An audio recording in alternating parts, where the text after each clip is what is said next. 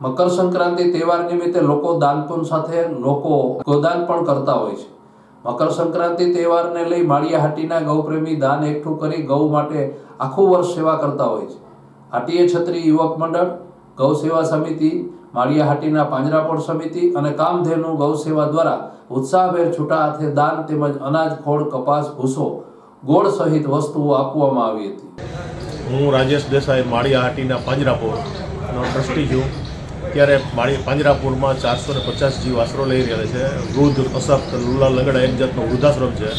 रोजनो 20 થી 22,000 रुपयानो खर्चो है। एने अनुसंधान आज रोज अमे दर तिहारे अहींया बेसीए छीए चौक में फाळो उधरावीए छीए। बधा उधार हाथे फाळो आपे छे अने आम खर्चानी बधाना सहकारथी लोक भागीदारीथी अने चाले छे। गौप्रेमीओ द्वारा लोकोने दान करवानी अपील करी रह्या छे। उदार हाथे दान आपनारनो आभार पण व्यक्त करायो हतो।